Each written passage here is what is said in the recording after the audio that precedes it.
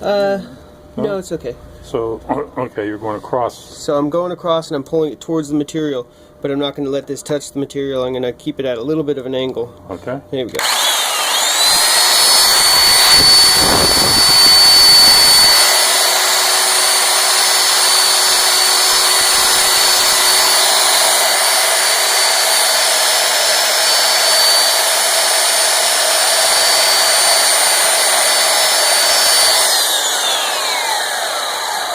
That's close nice enough. Straight. Yeah, that's good. Yeah, and it softens up this edge, so then chisel.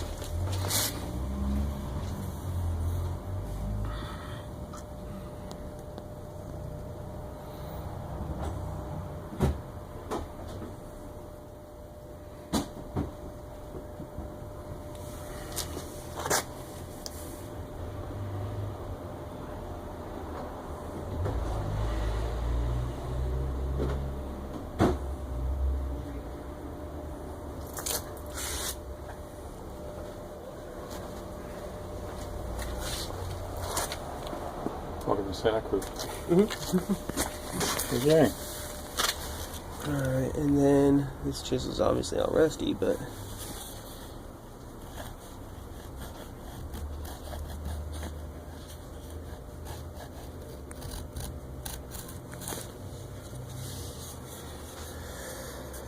and that's what you're going to get if you do this piece before this piece. Okay. So I think you should try to get this line on here by doing this piece first. Right. And then putting this piece on. There's two ways to fix the edge that sticks over this way from this piece.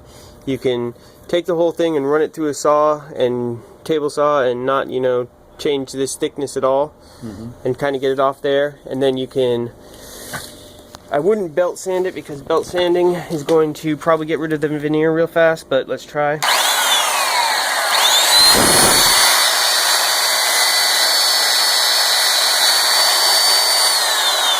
bad. I would either do this. So why did you do belt sand that? Because in the made-up world where we put this piece on second, yes. your veneer would be sticking up here. Right. So okay. Can we do what I just did with this veneer, but this way? Got and it. I think you can. I think it's a matter of putting the sander upside down and pinning it somehow, and then taking your board.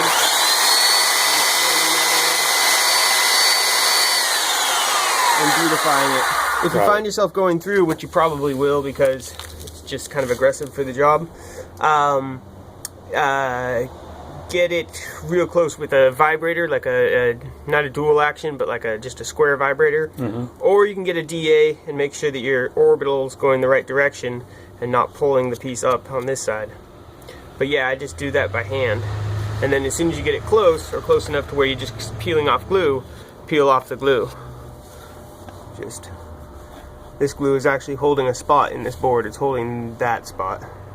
So it's not really that bad, but that you don't want that on the front of your door, I don't think. So you know, but obviously in a fast motion. So you're actually pulling the glue off of that? Yeah, it's kind of a different circumstance than you'll be running into. Yeah. You'll be running into a good 1/8 inch of extra material, this stuff, running wild here. Now you could get in there with your chisel and maybe cut it nicely like this, but I think you'd have to either go get a brand new chisel or sharpen one. I mean, this one isn't that sharp and it's rusty as hell. Yeah, we have a grinder. Yeah, yeah.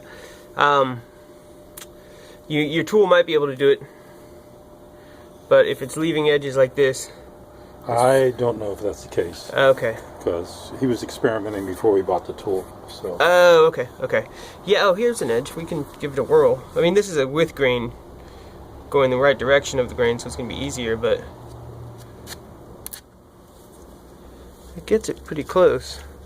I mean, if this glue was out of the way.